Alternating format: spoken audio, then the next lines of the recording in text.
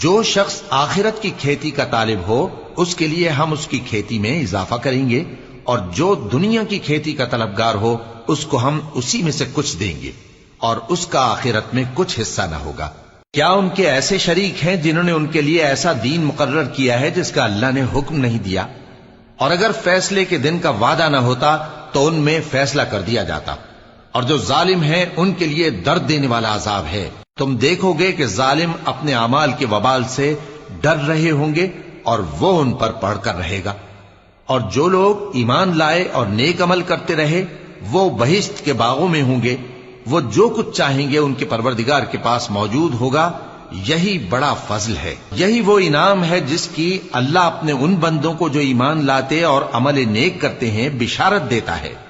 کہہ دو کہ میں اس کا تم سے کچھ صلہ نہیں مانگتا مگر تم کو قرابت کی محبت کا لحاظ تو چاہیے، اور جو کوئی نیکی کرے گا ہم اس کے لیے اس میں ثواب بڑھائیں گے۔